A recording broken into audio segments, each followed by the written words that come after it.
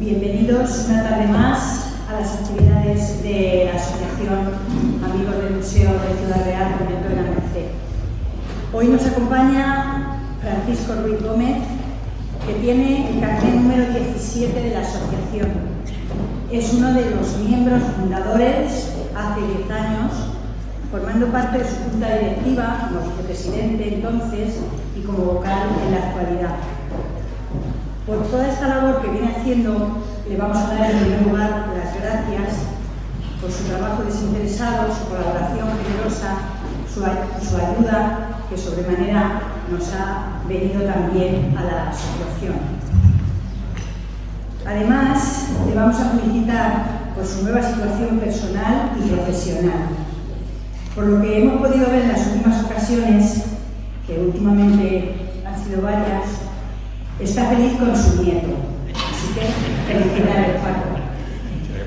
Y además, profesionalmente, ha sido nombrado profesor emérito de nuestra universidad, por lo que podremos seguir disfrutando de sus conocimientos. Como corresponde, paso a darles unas pinceladas de su currículum y lo voy a hacer abriendo comillas.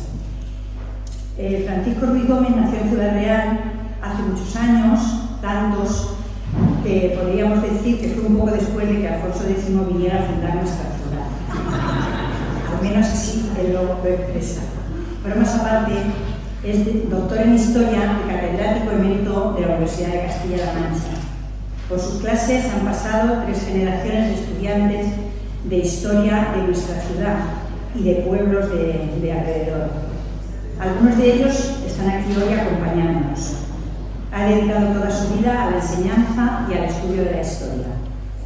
Ha publicado cerca de 200 libros, artículos y trabajos de investigación sobre distintos aspectos de la historia medieval, con especial atención al estudio de las ciudades, las órdenes militares y el pensamiento político de algunos reyes medievales como Alfonso X el Sabio, el fundador de nuestra ciudad. Su última y más reciente publicación es el libro titulado Órdenes militares y religiosidad, 1150-1550, publicado hace un par de meses en la editorial Marcial Pons de Madrid.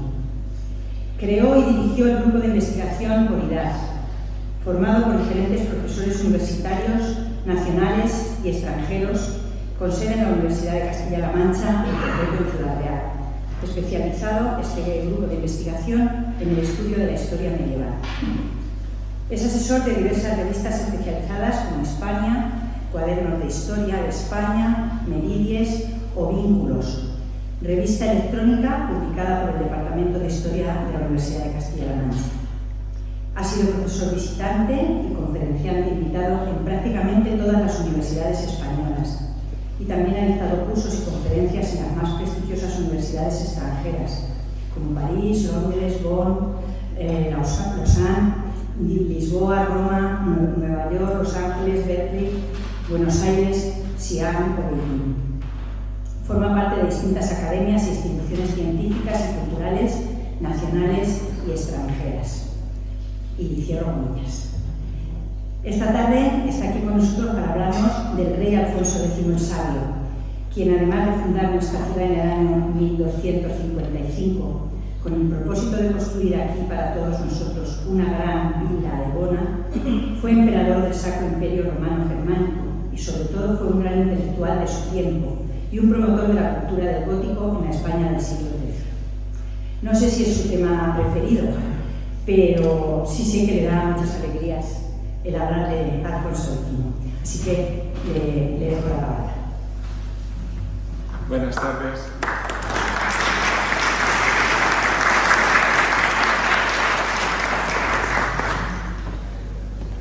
Muchas gracias, Beatriz, por tus palabras de presentación y muchas gracias a todos ustedes por venir esta tarde a escuchar una conferencia sobre Alfonso X el Sabio, una más, aquí en Ciudad Real.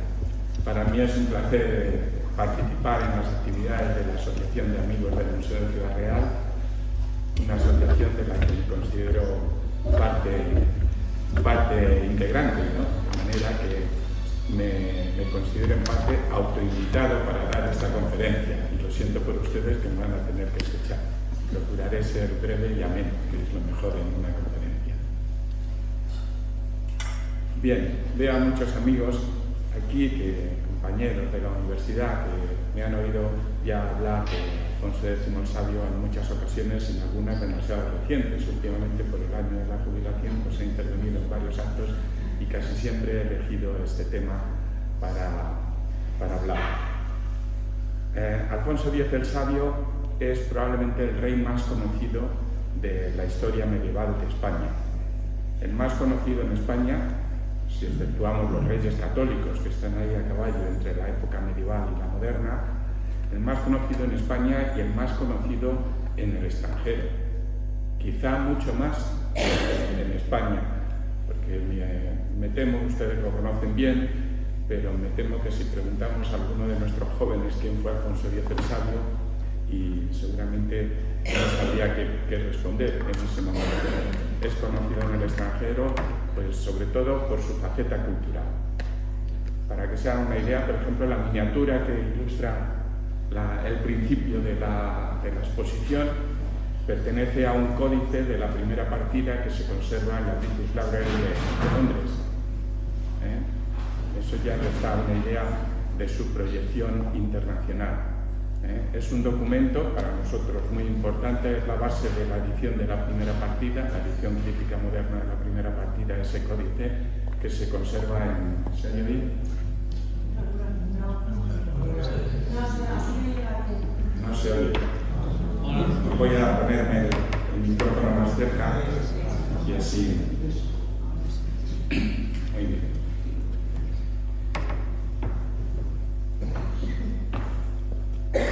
Digo que es un códice que es muy importante para conocer este texto, que es fundamental para la historia de la cultura y la historia del derecho en España y en el mundo. El de la primera partida es el derecho eclesiástico y esa copia está en Londres, no está en España. En España tenemos muchos códices de las partidas, ¿verdad? Claro, Alfonso X también, para nosotros, los vecinos de Ciudad Real, pues resulta muy próximo y familiar porque fue el fundador de la ciudad. Nos pone en contacto con una medida que podríamos decir pertenece a los asuntos internos del gobierno del reino y que nos muestra pues, su capacidad reformadora. Fue un rey reformador. Me gustaría hacer una breve reflexión en la que venía pensando cuando me acercaba al convento de la Merced. En Ciudad Real es una ciudad alfonsí. Fundó unas 80, de manera que no es la única, pero sí es la única que es capital de provincia. Y a mí me parece que quizá no está suficientemente subrayado ese hecho, la relación de Alfonso X con Ciudad Real. Para nosotros es un honor todavía, después de casi 800 años desde la fundación, es un honor que fuera una iniciativa regia, con las características que tiene, que algo les comentaré ahora a continuación. En Ciudad Real hay una avenida de Alfonso X el Sabio, seguro que la localizan, pero el nombre de esta calle ha cambiado de calle en los últimos años, ¿no? Ahora es la que va desde el mercado hasta el Pilar y que se ha peatonalizado y ha quedado preciosa la calle, en mi opinión, por lo menos. ¿Verdad? Y en la Plaza Mayor pues hay una fuente con una imagen sedente del rey Sabio y la Virgen de Alfonso X, el fundador de la ciudad. Bueno, puede ser suficiente, no lo sé. A mí me parece que podríamos subrayar de alguna forma ese hecho de ser una ciudad fundación de Alfonso X el Sabio. En más de una ocasión la ciudad ha intentado rememorar aquel acontecimiento y han estado presentes los reyes, ¿no? Muchas veces vienen los reyes a Ciudad Real pues precisamente para conmemorar el centenario de la Carta Puebla. Estuvieron aquí el actual rey, que era príncipe todavía. En la universidad, ¿verdad? No tenemos una cátedra de Alfonso X, la facultad de Letras no se llama Alfonso X, no lo recordamos a Alfonso X, que es realmente un emperador de la cultura. El título de la conferencia, para que se fijen, lo he tomado de un libro que se publicó en los Estados Unidos hace unos 20 años. Lo publicaron varios medievalistas americanos y la iniciativa fue de manos del padre Barnes, que ya catedrático de ya murió hace años, y se llamaba Alfonso el Sabio, Alfonso de Weisse, Emperor of Culture, emperador de la cultura. No se ha traducido ese libro todavía. Está en inglés, se lo pueden descargar porque es acceso libre para los estudiantes americanos y que conozcan bien a este monarca, y sin embargo ese libro no se ha traducido. yo creo que podríamos hacer algún pequeño esfuerzo para rememorar este hecho, ya que tenemos esa relación tan directa entre Ciudad Real y su fundador, que es una figura de renombre internacional, ¿no? Durante el reinado, esa proyección internacional además se plasmó en una idea muy concreta, que fue el fecho del imperio, presentar la candidatura al trono del Sacro Imperio Romano Germánico, y fue emperador electo. Alfonso fue emperador de romanos, usó ese título, aunque bueno, nunca fue consagrado por el Papa, y se dice pues, que quedó a medias, ¿no? Muchos emperadores del Sacro Imperio tampoco fueron consagrados por el Papa y están en la lista de emperadores. Eso fue un conflicto en el que intentaré mostrar algunos de los aspectos de forma breve para no perdernos en los debates de la época, pero realmente hasta Carlos V no vuelve a haber otro emperador en la historia de España, y son momentos cumbres de la historia de España. El reinado de Alfonso X, que era rey de Castilla, no rey de España, rey de Castilla y de León, los de Carlos V, etc. Y luego, claro, en último lugar, pues habría que señalar, para comprender la importancia de este reinado, los aspectos culturales.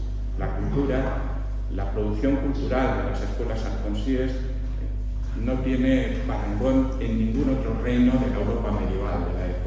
Representa toda la potencia de la cultura del gótico y contiene algunos aspectos que hacen también que tengan un carácter netamente hispánico ese proyecto cultural, en el caso de Alfonso X. Bueno, como les he dicho, fue un rey reformador.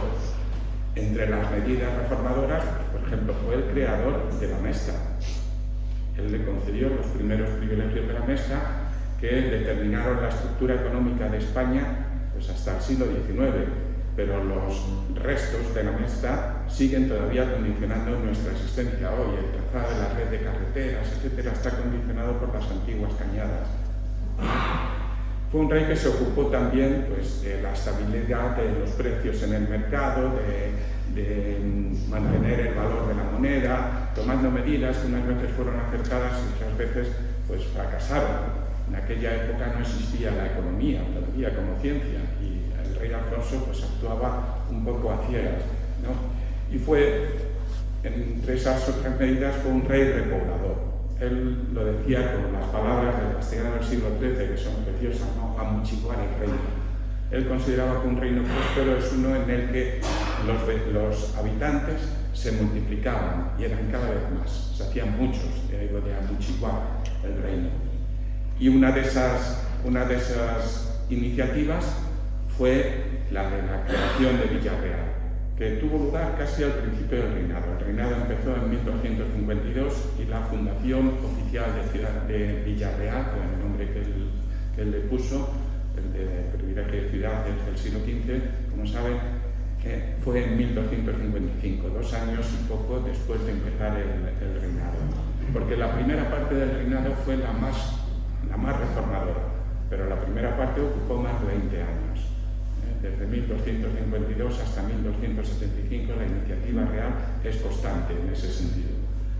Bueno, ¿cómo eran, por ejemplo, las fundaciones? No eran colonizaciones de nuevo, sobre un terreno yermo, por ejemplo, no. En Ciudad Real había algo previo, que era una aldea, el Pozuelo de Donjí. Esto pertenece al texto de la Carta Magna, que me parece también muy expresivo. Dice primero que había intentado repoblar a Arcos, lo había intentado su padre también, Fernando III, pero que eso era un lugar que se perdía de muerte, porque todavía los testimonios de la antigua batalla estaban presentes, los huesos, etc. El Valle de la Sangre se denominaba el lugar de Arcos. Y entonces decidió trasladar la iniciativa repobladora a una aldea próxima a Arcos, que era el Pozuelo de Donjí.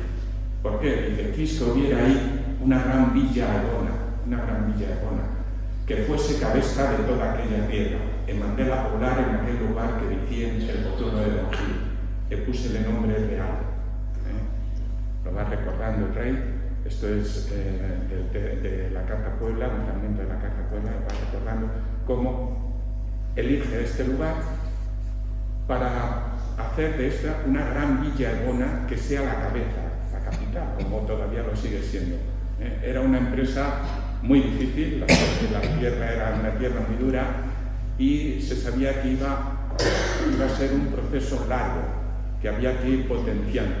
En cierto modo, yo considero que la iniciativa de Rosario todavía sigue vigente en la actualidad. Todavía Ciudad Real, no la capitaleja, es una ciudad que tiene que desarrollarse, tiene que ir avanzando.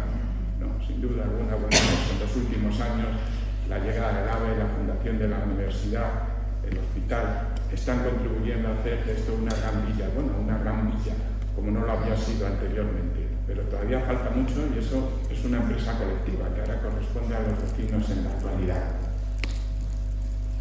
Casi al mismo tiempo, esto era en 1255, de forma paralela, para que veamos que en la corte se trabajaba en todas las líneas, ¿no? Al mismo tiempo, en 1256 se presentó la candidatura para el imperio y en 1257 fue la elección.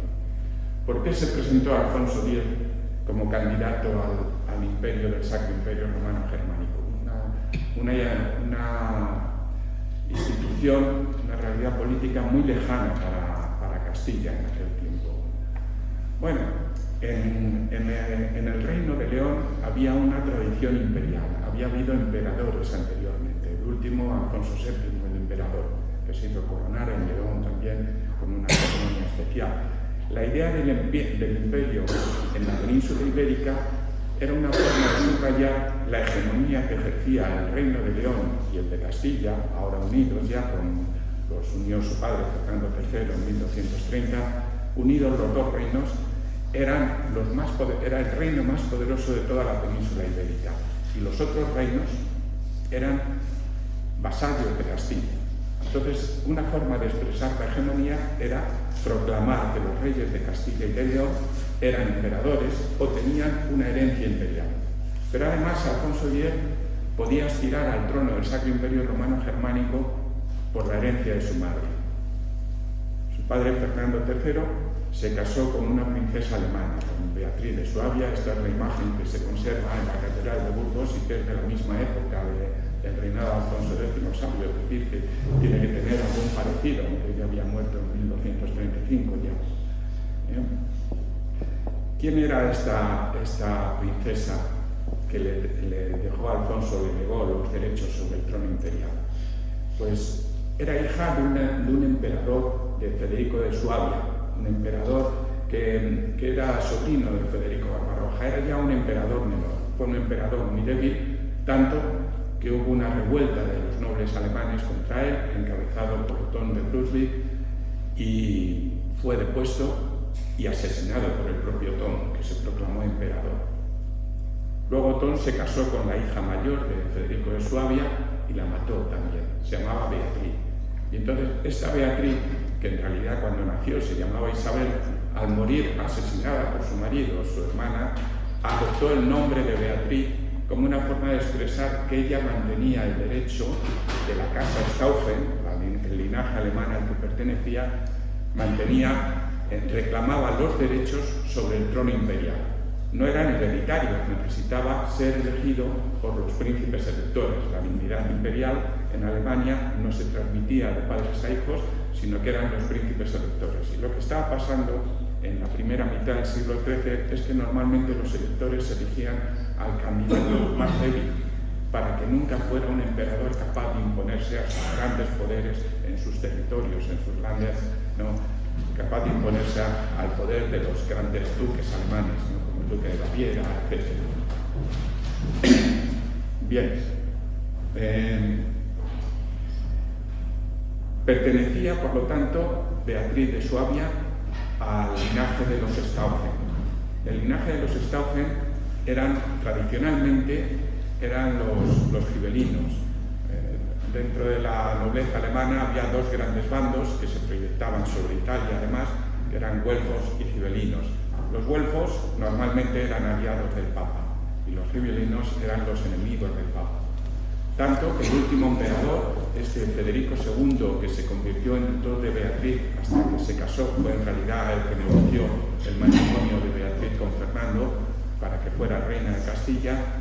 Este Federico II luchó contra el Papa y fue llamado el anticristo, el enemigo de la Iglesia por excelencia.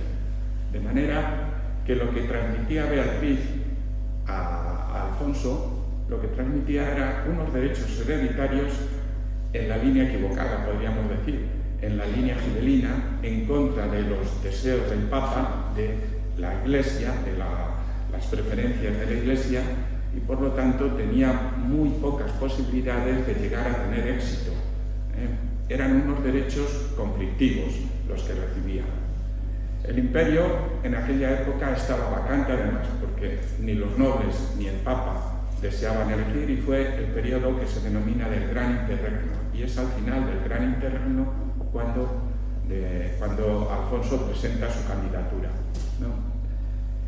El imperio alemán estaba en realidad en aquella época ya tan debilitado, y que, por ejemplo, las palabras de Voltaire, son unos siglos posteriores, nos definen claramente la situación del imperio, ¿no? Dice: el Sacro Imperio Romano Germánico es la construcción política más falsa de Europa. Pues no es sagrado, sino corrupto. Es cierto, para ser emperador lo primero que había que hacer era sobornar a los electores. Había que disponer dinero suficiente para ello, y eran cantidades astronómicas. No era germánico, sino del Papa. Era el Papa el que desde lejos dirigía los hilos de esa institución, y desde luego no era un imperio, sino que estaba dominado por la nobleza feudal. Bien, a pesar de todo, Alfonso X presentó la candidatura. Se sabe que en la corte estaba todo preparado para ello. Vino una embajada de Pisa, estaba en Soria la corte en aquel momento, vino una embajada desde Pisa. Pisa era una ciudad gibelina, las ciudades italianas estaban divididas también en los dos bandos y en guerra constante entre ellos, ¿no? Lo que pretendían era que Alfonso enviara tropas en auxilio de los pisanos contra Florencia, que Alfonso lo prometió pero no lo pudo hacer, ¿no? Y la embajada pisana le propuso que aceptara que ellos en su nombre presentarían la candidatura para el trono imperial. Así lo hicieron, se reunió la Dieta y Alfonso salió elegido. El problema es que una parte de los príncipes electores volvieron a reunirse poco después en Colonia, a los pocos meses, y eligieron a otro candidato al trono, Ricardo de Cornualles, un verdadero caballero de la Europa feudal, que sí estuvo en Alemania en muchas ocasiones, fue a las cruzadas. Alfonso nunca hizo nada de eso. No tuvo una presencia política ni en las guerras en Italia ni en Alemania para acercarse a los grandes príncipes alemanes, etc., ¿no? Y entonces, bueno, en 1257 el resultado de esa elección fue que hubo dos emperadores que, por el hecho de convivir, pues fueron en muchos casos solamente candidatos, no llegaron a ejercer propiamente como emperadores. Les he dicho que lo primero que había que tener para ser emperador era mucho dinero y habilidad para sobornar a los electores. Alfonso X tenía las dos cosas en ese momento. Por ejemplo, uno de los 7 príncipes electores era el rey de Hungría. Y el rey de Hungría votó a Alfonso, sobornado, a cambio de dinero. Eso le permitió ganar 4-3. Pero luego el rey de Hungría votó a Ricardo de Cornualles. Y también salió por 4-3, ¿no? Porque también le sobornó. En esos meses que hubo entre una reunión de la Dieta y otra, pues actuaron los embajadores. Bueno, Alfonso X tenía que disponer de un gran caudal para mantener vivas sus pretensiones imperiales. Había que actuar en Alemania, había que actuar en Italia, en la curia pontificia. Esto era bastante difícil y suponía un enorme desgaste para la monarquía y para el reino. Se negaban a pagar, los nobles se negaban a cubrir los gastos del fecho del imperio, de la candidatura imperial. En las Cortes se pidió un incremento de los impuestos, se llamó la moneda doblada. Muchos nobles recaudaban esa moneda doblada, pero luego no la enviaban a la corona, se quedaban con ella.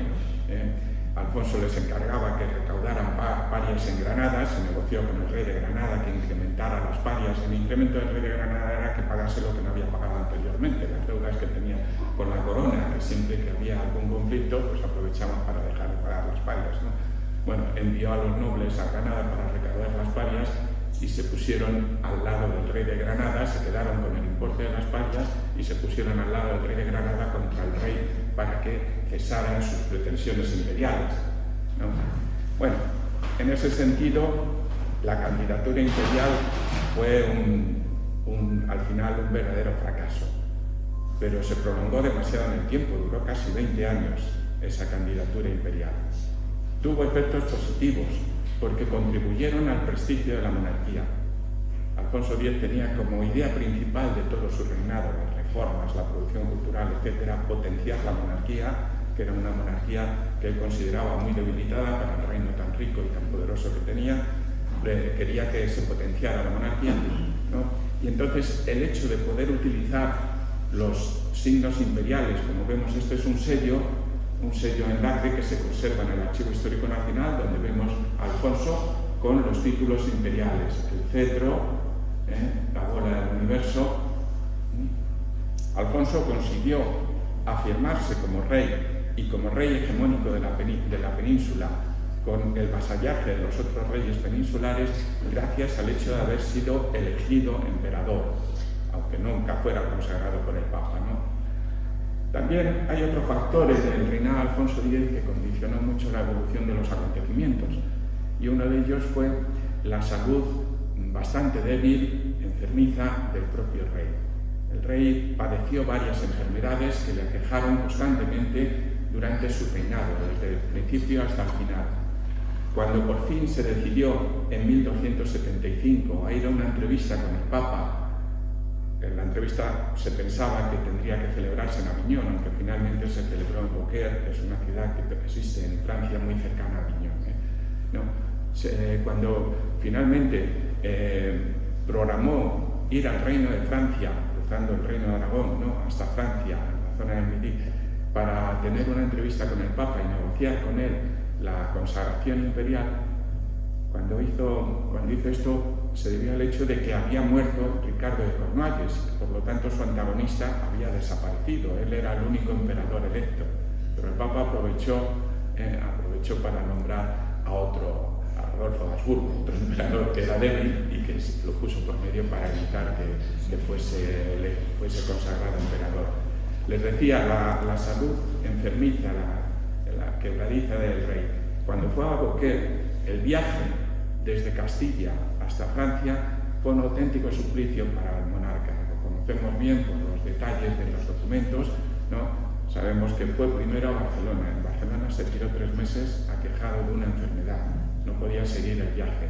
Luego continuó y cada vez tuvo que hacer varias paradas en Francia sin poder acercarse hasta Aviñón, de manera que el Papa fue a su encuentro y al final los embajadores concertaron que la entrevista fuera en Beaucaire. Cuando llegó a Beaucaire, el rey estaba enfermo en la cama y no se pudo levantar, de manera que fue el Papa el que tuvo que ir a la tienda de Alfonso para entrevistarse con él. La entrevista del Papa, cuando salió de la tienda, pensaba que había estado viendo, porque no pudo hablar, a un moribundo y que estaba a punto de morir Alfonso.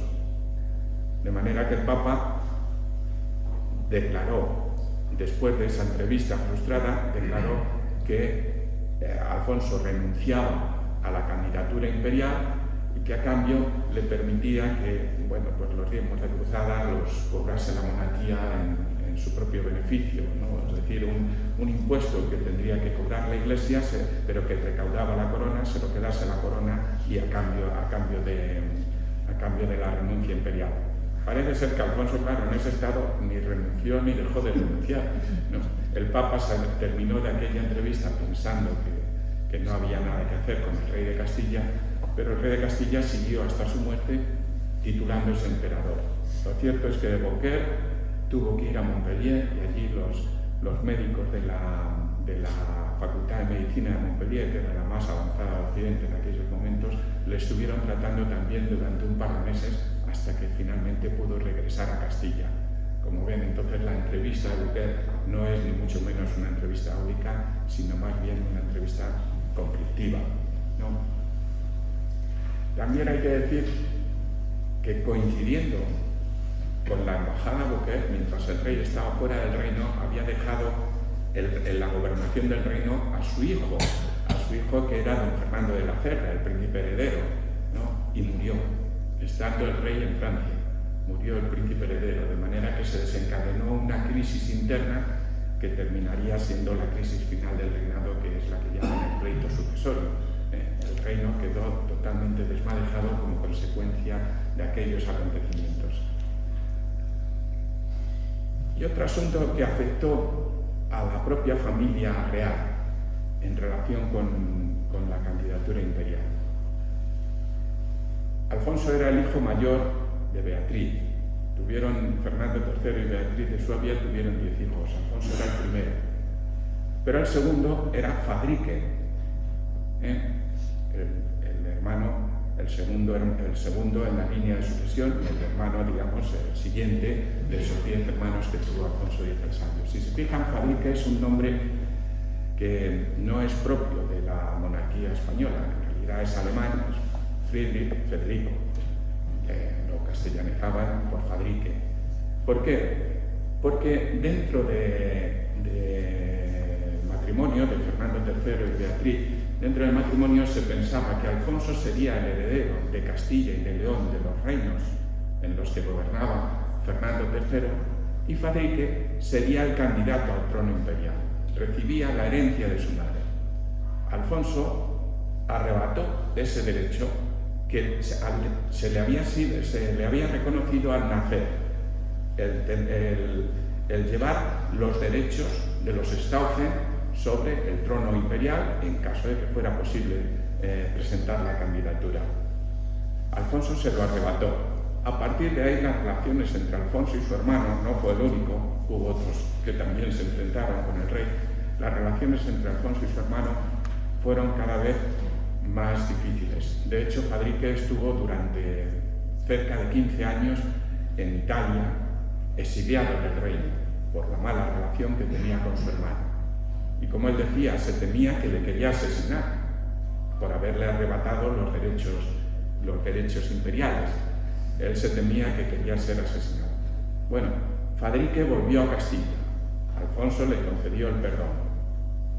Pero nunca llegaron a recuperar la relación anterior, la de hermanos en la infancia, en el periodo de infancia. Nunca llegó a recuperarla. Y como la situación en el reino se empezó a deteriorar después de 1275, con la muerte del príncipe heredero, ¿no? Como la situación se hizo cada vez más difícil en el reino, la situación política me refiero, ¿no? Fadrique terminó enfrentándose con su hermano. Se piensa que, no se sabe exactamente los motivos, pero bueno, parece que están claros, se implicó en una conspiración contra el rey Alfonso, en la que estaban también el rey de Navarra y el rey de Francia. Alfonso descubrió esa conspiración y entonces mandó encarcelar a su hermano en el castillo de Burgos y después, estando en cautiverio, ordenó que lo estrangularan. Mató a su propio hermano precisamente por algo relacionado con la candidatura imperial y con los conflictos políticos que estaban desarrollándose en el reino de Castilla. Bueno, este hecho, por supuesto, es importante, claro, no todo el mundo mata a su hermano, aunque los reyes en algunas ocasiones lo hacen. Este hecho es importante, pero tuvo una importancia aún mayor de la que podemos suponer, porque saben que al final del reinado de Alfonso X fue depuesto por su hijo en las Cortes de Castilla, las Cortes de Valladolid, y su hijo, que luego sería Sancho IV, le acusaron de crueldad, de impiedad, y luego además de enajenación mental, de padecer una enfermedad, de las muchas que tenía, ¿no? una enfermedad que le obligaba a renunciar al trono. De manera que la muerte el estrangulamiento de Fadrique en el castillo de Burgos fue al final la causa de la deposición final del rey Alfonso. Y ahora me quiero referir a la cultura. Si fue emperador, y como decía en el título de la conferencia, emperador de la cultura, y como era el título de ese libro de las universidades americanas, Alfonso representa la cultura del gótico en España. Es la cumbre de la cultura medieval. En su tiempo se construyeron las 3 catedrales góticas más importantes y de mayor influencia francesa en España. La de Toledo estaba en construcción ya, había empezado Fernando III, Burgos y León, que son las más francesas, ¿no?, por la influencia francesa y sobre todo provenzal. Para el rey Alfonso, la cultura se corresponde también con el proyecto político que él quiso desarrollar a lo largo de su reinado, esa idea de potenciar la monarquía. Para Alfonso la cultura es un don divino, pero es también una fuerza para el rey, para gobernar a su reino y para conseguir la prosperidad. Y además para manifestar otro hecho, que es el elegido de Dios, el representante de Dios en la tierra, que el rey es el representante de Dios ante sus súbditos y que por lo tanto tiene una naturaleza divina. Él se consideraba parte de la familia celestial, se consideraba hijo de María y aspiraba a ocupar su lugar en la corte celestial igual que lo estaba haciendo aquí en la tierra. Y toda la producción cultural del rey Alfonso iba orientada hacia subrayar y resaltar ese hecho, el carácter elegido de Dios y el providencialismo de su acción política, de su acción de gobierno. En ese sentido, la organización de la corte ha sido denominada, es el título de otro de los libros dedicados a estos temas, la corte de Babel. La corte de Alfonso X es una verdadera corte de Babel, una corte donde se reunían saberes y científicos procedentes de todas partes del mundo que hablaban múltiples lenguas y entre ellos se entendían. Hacían una labor de recopilación, eran los ayuntadores los que reunían los textos, una labor de traducción, los trasladadores, luego una labor de armonizar los saberes que aparecían en distintas fuentes y que a veces no concordaban entre sí, iban adaptando unos a otros para combinarlos, hacerlos compatibles. Mucho más si hablamos del paganismo, de la cultura clásica pagana y del cristianismo, ¿no? Esos eran los euladores, ¿no? Trasladadores, ayuntadores, euladores, ¿no? Sabemos cómo se trabajaba en las escuelas alfonsíes, cómo se reunían los textos, cómo se traducían. Se buscaba una persona, normalmente textos en árabe o en hebreo, una persona que supiera árabe o hebreo, pero que su lengua materna fuera el romance. Entonces leían, eran clerizones de la catedral, que probablemente su familia era árabe y se hablaba en árabe, en Toledo, por ejemplo, o en Murcia, ¿no? Leían el texto en árabe, pero en voz alta lo pronunciaban en romance. Y esto era pues con lo de cortar y copiar que hacemos hoy en día. Los escribas que escuchaban no era uno solo, sino que eran 5 o 6 y copiaban, de manera que al leer y traducir ya sacaban 5 códices por la copia que se hacía, ¿no? Pues los distintos escribas, y lo copiaban también en romance. Y luego algunos volvían a traducirse al latín, a verterse al latín, pero otros quedaban ya en romance, ¿no? El castellano fue la lengua oficial de la corte desde el reinado de Alfonso X. Ninguna otra corte europea tomó una medida similar. Adoptar el romance, el román paladino, la lengua en la que habla la vecina con su vecino, ¿no? Como decía Berceo, la lengua que nosotros hablamos. Ha evolucionado el castellano desde el siglo XIII ahora, pero leemos los textos de Alfonso X y los entendemos. A veces hay que leerlos un poquito despacio para tratar de espaladinar, ¿no? El texto. Lo tenemos que leer despacio, pero cuando llevamos un rato leyendo podemos acelerar, y lo vamos entendiendo porque es nuestra propia lengua, ¿no? Se tomó esa medida, ¿por qué? Pues se dice para hacer que la cultura se difundiera en todos los planos.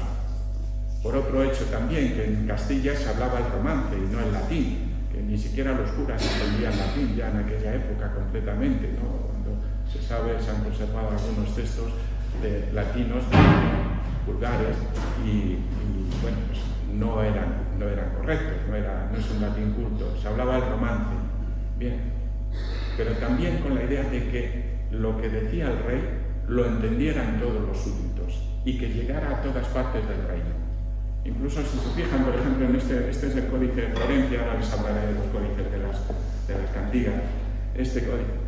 Bueno, para los que no sabían leer, porque estamos hablando de cultura para las élites, cultura escrita, que eran muy pocos los que leían, ¿no? Pero para los que no sabían leer, con estas viñetas podían interpretar la historia también. Son milagros de Santa María los que se cuentan aquí y aparecen con las viñetas. Lo que quería era que esa labor cultural que el rey estaba desarrollando llegase a todas partes del reino y que ninguno de sus súbditos quedase fuera de ello. Esta frase, por ejemplo, debajo en el título, la cultura alfonsina, dice: España, si tomas los dones que te da la sabiduría del rey, resplandecerás. Esto es de San Isidoro, de las etimologías, que se ha adaptado al siglo XIII, al lenguaje del siglo XIII. Se traducen las etimologías de San Isidoro, que era una enciclopedia del saber antiguo. Bueno, como ven ahí, la sabiduría del rey va a traer el resplandor, la prosperidad del reino. ¿Por qué? Porque los pueblos cultos son los que progresan.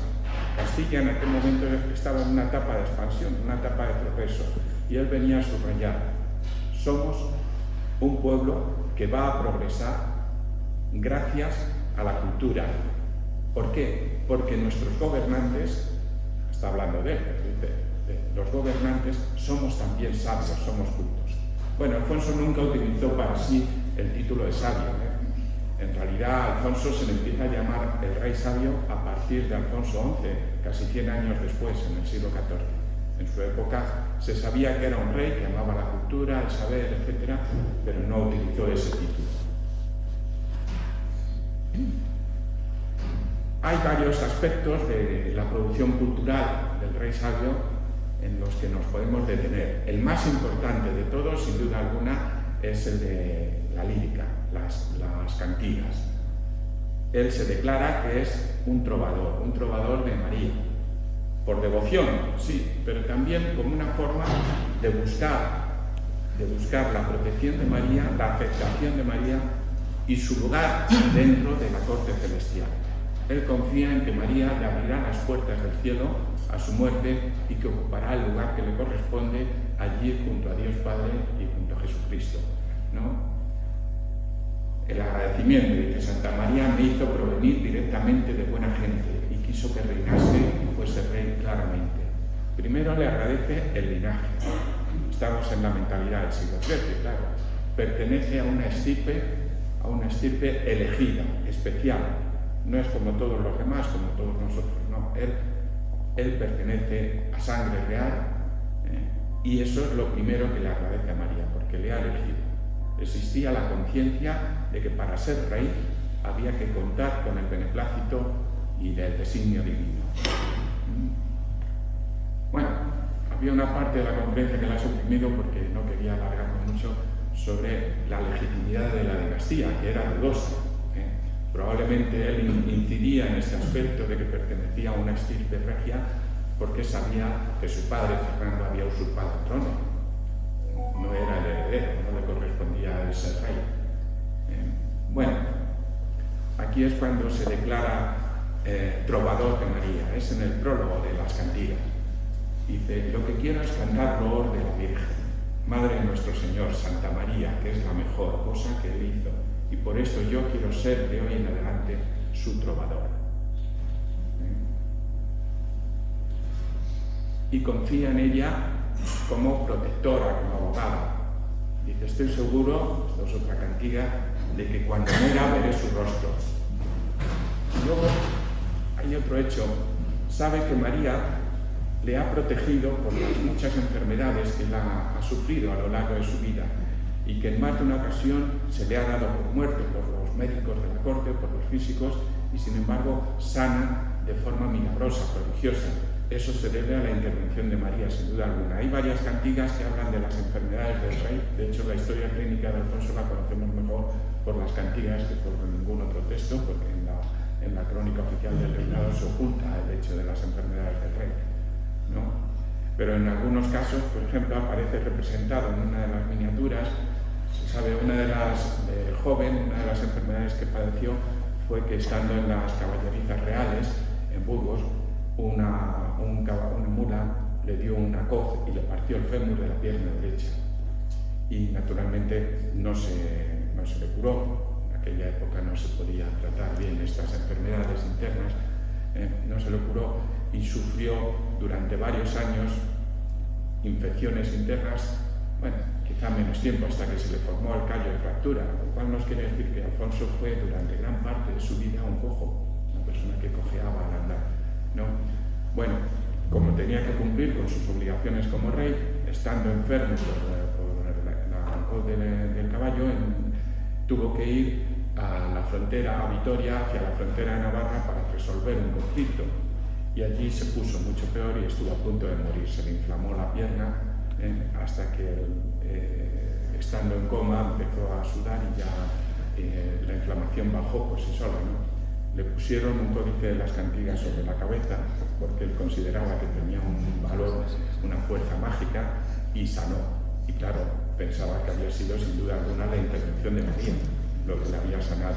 También cuenta enfermedades de su madre y de su padre, que sanaron en ambos casos y en varias ocasiones por la intervención de María. Bueno, si las cantigas es la obra más interesante de toda la producción cultural, la de mayor valor literario sin duda alguna, y por encima de las otras obras que él produjo y que ahora veremos, los códices de las cantigas son verdaderas joyas. Se conservaban, se decía entonces, en el Tesoro Real, una especie de biblioteca, porque tenían un valor incalculable. Son muchos los códices que se conservan de las cantigas y de hecho tenemos que consultar varios de ellos para reunir la colección de casi 450 cantigas que se han conservado hasta ahora.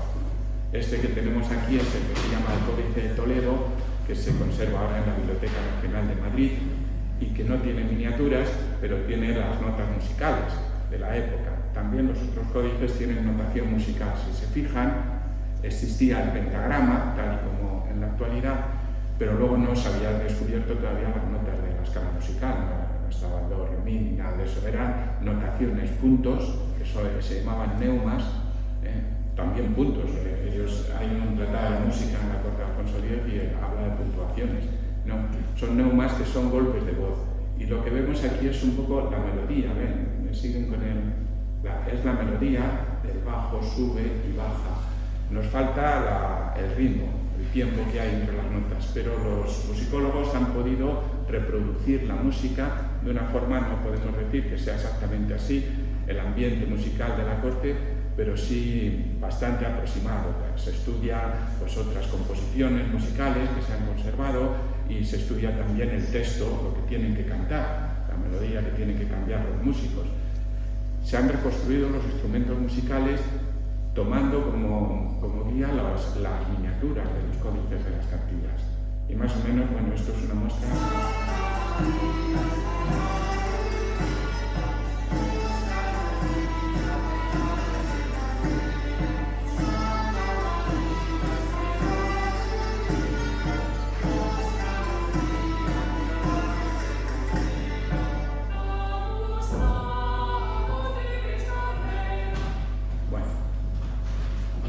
Esto del final, que termina el coro y empieza el solista, pues eso no lo sabemos. Lo imaginamos que podría ser así, la combinación del canto y el discanto, ¿no? Pero no lo sabemos exactamente porque nos falta información. Cuando pronuncio conferencias parecidas a esta en el extranjero, esta parte es la que tiene más éxito porque no conocen la música de las cantigas, en realidad. Nosotros sí la conocemos y nos resulta familiar, ¿no? La verdad es que podíamos estar escuchando esto cuando hicimos el ciclo de Ciudad Real 1420 hace 2 años. En el ayuntamiento se programó un concierto de Paniagua, que es el que ha tocado aquí Santa María, Estrella del Día, ¿no? Y fue un auténtico éxito. Estoy seguro que muchos de ustedes fueron al concierto en el casino. Este, por ejemplo, es el Códice Rico, que se conserva en la Biblioteca del Escorial, cerca de Madrid, ¿no? Es una verdadera joya. No hay nada parecido en toda Europa. No hay ningún códice con una riqueza de las iluminaciones, una riqueza tan amplia. Está representada todos los aspectos de la vida cotidiana, de la corte, de su época. Estuvo siempre en la Biblioteca Real, se trasladó con la corte. Alfonso X deja en el testamento disposiciones muy precisas sobre dónde se tienen que conservar estos códices, porque consideraba que eran la pieza más preciada de todo el tesoro real, ¿no? Este otro es el Códice de Florencia, que antes hemos visto también una imagen de otra página miniada, ¿no? El Códice de Florencia. Es de Florencia porque está en la Biblioteca Comunal en Florencia. ¿Por qué? Pues porque Isabel la Católica se lo regaló, en su testamento se lo regaló al canciller. Y luego el canciller, pues al final pasó al privatizarse, estuvo por subastas hasta que terminó allí en Florencia. Y allí está. A veces viene a España a alguna exposición. La última vez que yo recuerdo estuvo en Murcia en una exposición también sobre Alfonso X que hubo hace años, ¿no? Es muy parecido, es posterior al Códice Rico y es muy parecido en las miniaturas que contiene también. Tiene una diferencia que es un códice inconcluso, no se ha terminado, ¿no? De hecho, en esta página, que la he seleccionado por eso, como ven, la última viñeta ya no tiene miniaturas, ¿no? Está a la mitad, porque se sabe cómo se hacían estas viñetas, primero con la cuadrícula, luego se hacían los arcos, eso lo hacía una mano diferente, y luego ya se hacían las imágenes de los personajes, y aquí faltan, no se agrega. Y en la notación musical tampoco falta. Está hecho el texto de lo que hay que cantar, pero no están los neumas representados, ¿no? El Códice de Florencia está sin terminar, ¿no? Pero es riquísimo. Las imágenes de los caballeros, que seguro que muchos de ustedes conocen, los caballeros cargando con las lanzas, esos son del Códice de Florencia, donde están. Bueno, otro de los aspectos de la labor cultural del rey fue la historia, la producción de la historia. Hay que decir que la historia en aquella época tampoco existía como disciplina, en realidad era una parte de la gramática, la historia. Y normalmente los libros de historia se escribían para ilustración de los príncipes y de los reyes, pero este no tiene ese sentido. Alfonso X ordena que se escriban libros de historia para ilustrar al pueblo. Es el rey el que habla al pueblo y le transmite las enseñanzas que el conocimiento del pasado pueden proporcionar, ¿no? Su idea era enorme, era muy ambiciosa. Él quería hacer una historia de la humanidad que sintetizara todo el saber de la antigüedad hasta su tiempo. La historia tenía que terminar con el reinado de su padre, con Fernando III. Y programó una historia universal de todo el mundo. Reunió textos de origen muy diverso y empezó la traducción masiva de todos esos textos para hacer una síntesis de la historia universal. Fue la General Historia. Un proyecto tan ambicioso también quedó inconcluso. Terminó con el Imperio Romano, no llegaron más acá. Los tiempos más recientes no fueron sintetizados por los talleres alfonsíes. Al mismo tiempo, un sector de los historiadores que trabajaban en la corte hizo una recopilación de textos históricos referentes a España, que tenían que integrarse en el proyecto de la General Historia. Eran parte, el papel de España en la historia universal.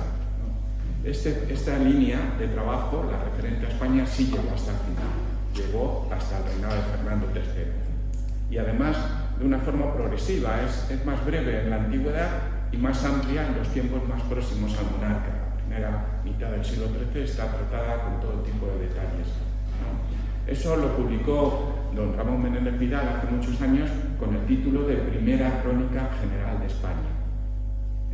Hoy en día sabemos que son capítulos que tendrían que haberse integrado en una obra, pero que no se pudo hacer.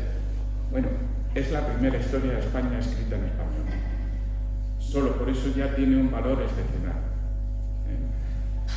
Pero luego además, para que vean ustedes, les quiero presentar un fragmento, es del prólogo de la Primera Crónica General, para que vean en qué sentido se hablaba de la historia. Aquí tenemos verdadera filosofía del lenguaje, y además casi una visión estructural del lenguaje. Dice, los entendudos, la gente que sabía, los entendidos, en la antigüedad, buscaron carreras por lo aprendiese, buscaron la manera de aprender y conocer ese pasado, ¿no? y después que no olvidasen, porque claro, podemos saber, pero si no dejamos constancia de ello, por escrito, se va a volver a olvidar otra vez, ¿no? Entonces, ¿cómo podemos dejar constancia de ese pasado? Dice, en buscando aquesto, fallaron las figuras de las letras. Lo primero que hicieron fue las letras, el alfabeto. Y ayuntándolas, hicieron de ellas sílabas. Ya son, las letras representan un sonido, pero el golpe de voz es la sílaba, ¿no? Ya son varias letras que representan un golpe de voz, ¿no? En las sílabas ayuntadas hicieron de ellas partes. Partes son las palabras y las oraciones. Las partes se refieren a esas dos realidades. Ya uniendo varias sílabas se pueden formar palabras o se pueden hacer oraciones que ya tienen una unidad de significado. Y ayuntando otros sí las partes hicieron razón. Ya es al final el razonamiento. La historia es un saber razonado. Y todo conocimiento tiene que ser razonable, ¿verdad? Por la razón que viniesen a entender lo que fueran los tiempos de antes y lo que después de ellos viniesen. Y así se podría entender toda la historia, todo el pasado, ¿no? Y predecir en parte el futuro, ¿no? Así es como nos enseña historia el rey Sabio, ¿no? Y sus colaboradores, es decir, atendiendo a aspectos múltiples que van resolviendo dudas y problemas y con una mentalidad muy avanzada. Esto de la historia razonada no se vuelve a encontrar. Yo no conozco ningún otro texto hasta el autor que hemos citado antes, a Voltaire. Voltaire fue el primero que aborrecía de la historia de los mitos, la historia milagrera, para ser una historia razonada, algo que pudiéramos comprender con la razón. Pues aquí se encuentra un antecedente bastante valioso, porque la historia, la primera crónica general, es una narración también despojada de todo lo mítico. Bueno, algunos aspectos sí más. Otro aspecto de la labor cultural es las leyes.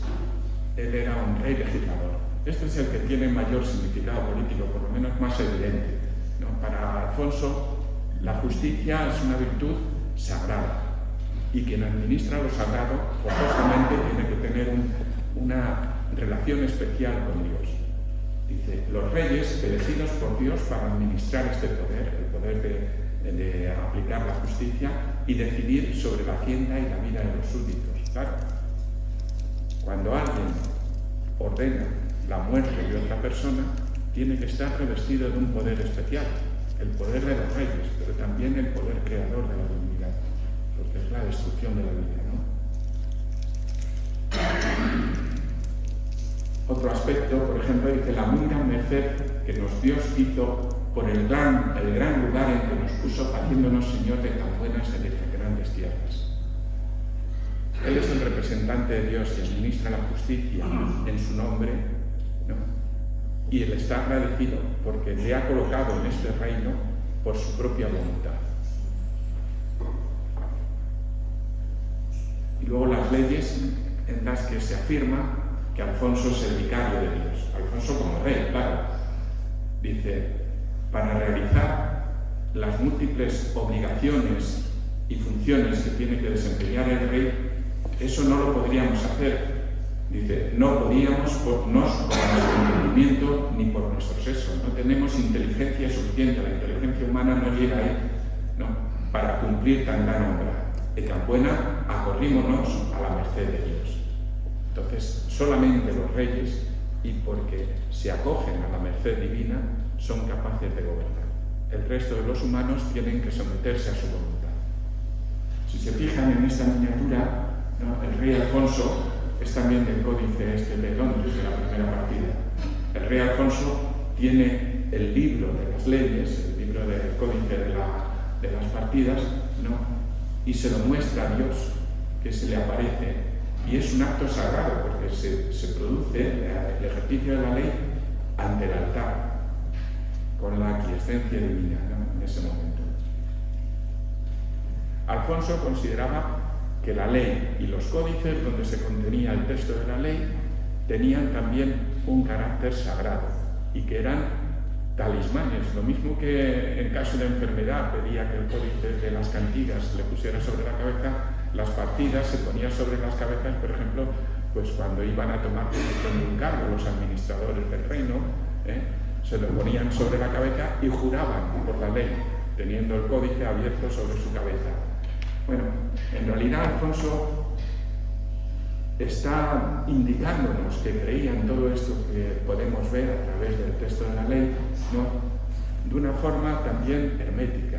Alfonso creía en la magia y él se consideraba también con poderes mágicos, se consideraba un mago, ya veremos ahora al terminar. Entonces, nos deja testimonio de ese valor que tiene la ley y de la importancia de su intervención, firmando las leyes de las 7 partidas con un acrónimo. Cada partida empieza, como ven aquí, a Dios debe hombre, la segunda a la fe católica, fizo nuestro Señor, honras señaladas dio, nacen entre los hombres, sesudamente, olvidanza y atrevimiento. Las 7 partidas, las 7 letras de su nombre, y entre las 7 forman su nombre. Claro, cuando tenemos el códice de las 7 partidas y lo estamos viendo, no podemos caer en esto, no podemos reparar, es necesario que se haga una labor posterior, ¿no? Pero nos deja ese mensaje, él sí lo sabía. De hecho, ordenó que se hicieran las 7 partidas por las 7 letras de su nombre, por los 7 planetas del universo, y porque él era el administrador y el rey de toda esa realidad, ¿no? Las partidas no son un texto normativo, no son leyes en las que se ordena que se haga algo y se pone una sanción a quien lo incumpla. No, tienen un carácter doctrinal y enciclopédico. Leer las partidas es la mejor forma de conocer la vida, la Castilla del siglo XIII. Es un retrato, un reflejo directo de aquella época. Me voy a centrar solamente en los aspectos políticos más importantes. Por ejemplo, cuando habla de los emperadores y de los reyes, porque él fue las dos cosas, fue emperador y fue rey, ¿no? La dignidad imperial es la primera, dice. La principal honra que puede dar Dios a un hombre es hacer que sea coronado emperador, ¿no? Aquí lo tienen en esta miniatura, ¿no?, la que hemos comentado antes. Está el rey sentado en majestad con la espada de la justicia y el libro de las leyes, ¿no? Aquí están los obispos. Aquí están los hombres sabedores, los que le aconsejan, sus consejeros, son juristas, etc., ¿no? Faltan los caballeros, aparecen en otra parte del códice, los caballeros. Se dice que el rey, el emperador, está rodeado en su corte de caballeros para que con las armas hagan cumplir su voluntad, y también de juristas para que le aconsejen y le inspiren la forma de redactar las leyes, ¿no? El emperador es el poder supremo, no tiene a nadie por encima, pero convive con el Papa. El emperador tiene el poder temporal y el Papa el poder espiritual. Precisamente la falta de entendimiento entre esos dos poderes supremos era lo que había dado lugar a la crisis del imperio y al gran interregno, ¿no?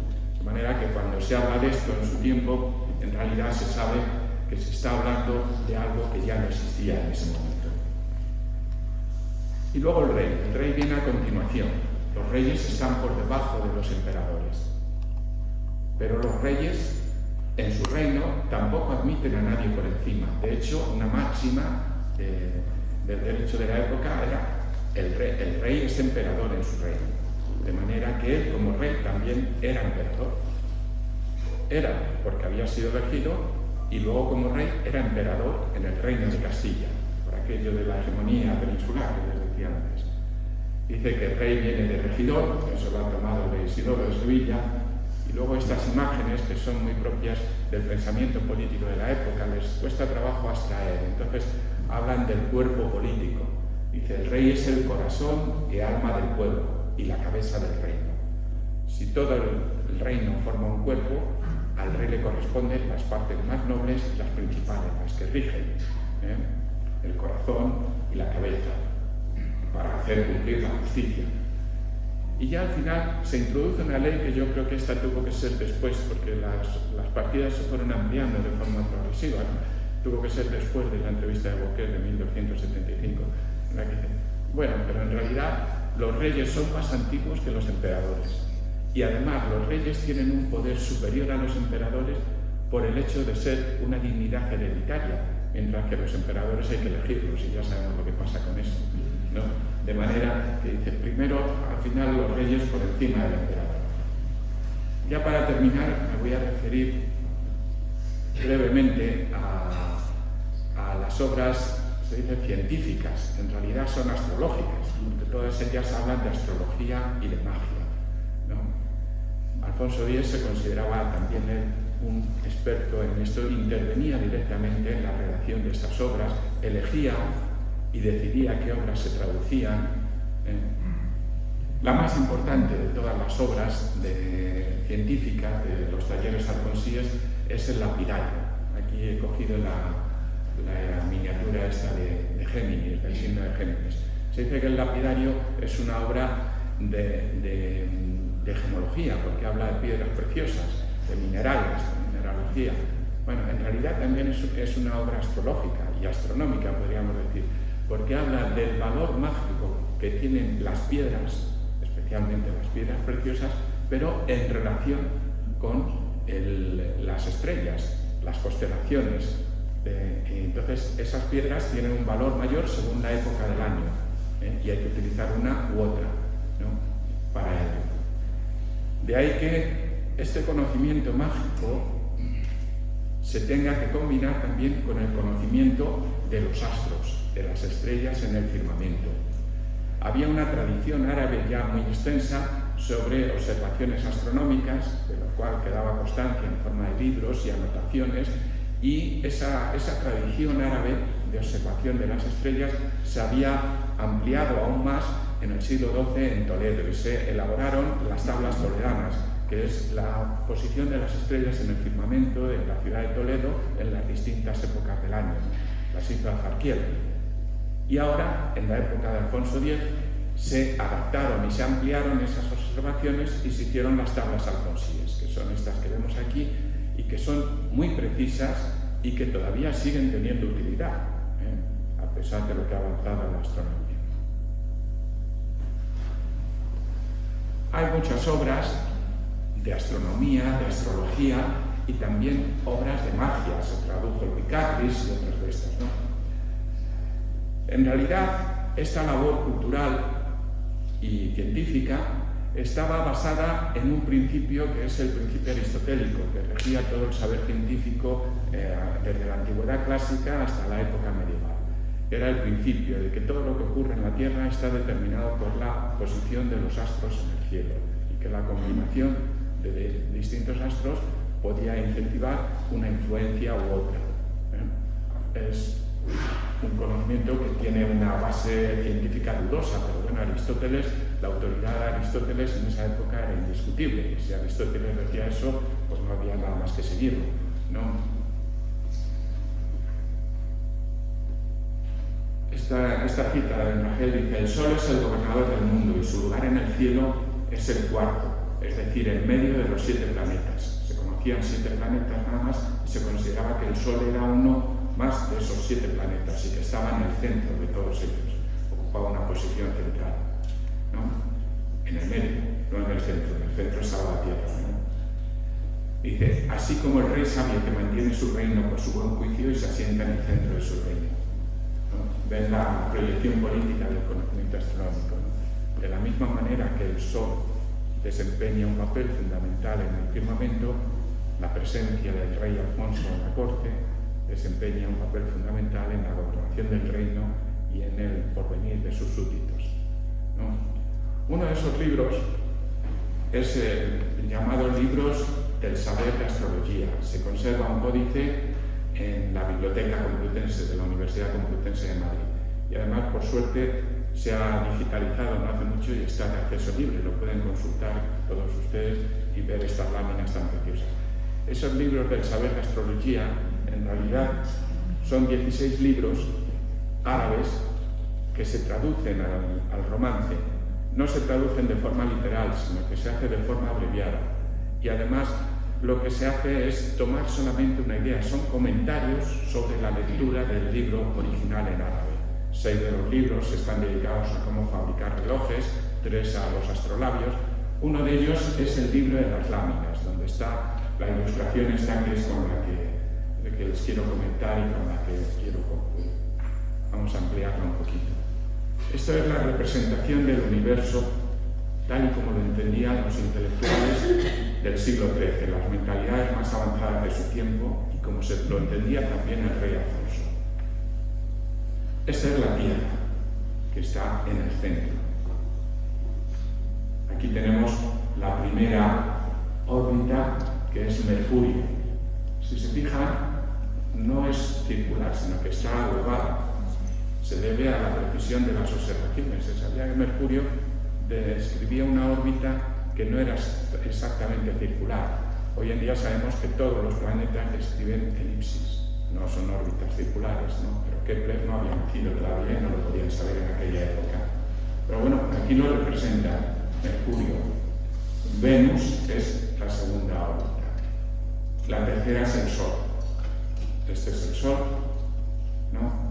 Y luego ya Marte, Júpiter y Saturno. En estos cuadraditos, ya no se ve aquí en la realidad de la fotografía en las noches, ¿no? Hay referencias numéricas a la posición que ocupa ese planeta en este momento del año, porque esto es lo que describe a lo largo de un año, la órbita es que describe a lo largo de un año. Todos los planetas están girando en torno a la Tierra. Se sabe que el Sol tiene una importancia superior a todos los demás y lo hacen sobre la base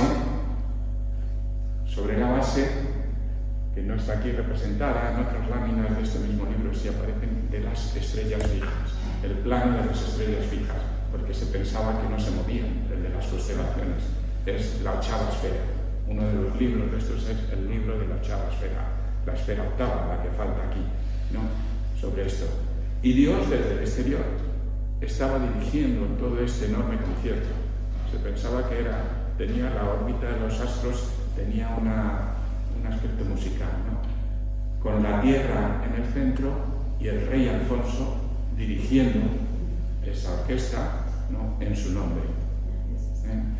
Bueno, lo único es que no coincidía con la realidad. La etapa final del reinado fue un auténtico desastre. El rey Alfonso se sentía abandonado por sus súbditos, desamparados de todos los hombres del mundo, y sobre todo por su familia y por su hijo, el nuevo heredero. Cuando murió don Fernando de la Cerda, es Sancho el heredero, pero Fernando, antes de morir, ya era un hombre adulto y tenía hijos, los infantes de la Cerda, y los infantes de la Cerda reclamaban sus derechos al trono. Hubo un conflicto que tuvo también un carácter internacional. La mujer de Fernando era una princesa francesa y sus hijos tenían el apoyo del rey de Francia. Bueno, fue un verdadero desastre. Alfonso varió su opinión en esos años entre apoyar a uno u otro y al final terminó enfrentado con su hijo, con Sancho. Hubo un momento en el que Alfonso incluso se volvió contra Dios. Es la famosa blasfemia del rey Alfonso.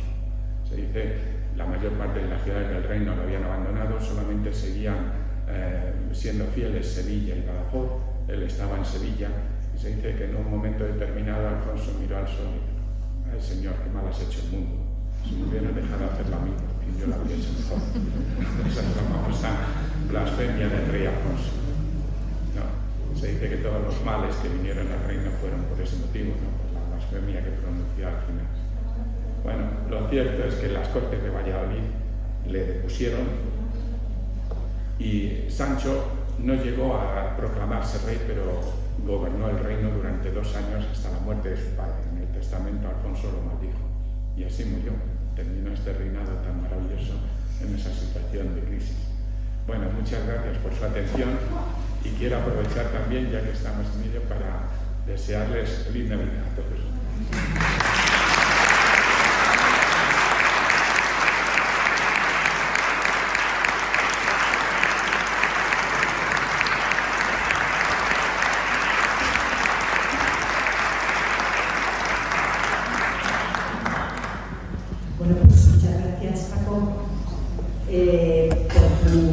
sabiduría y por transmitirnosla.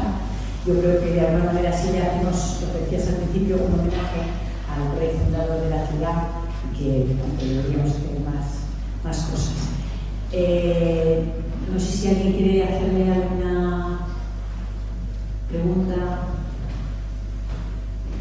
¿No? Bueno, pues entonces yo todavía le voy a desear feliz Navidad porque aún tenemos una actividad la semana que viene.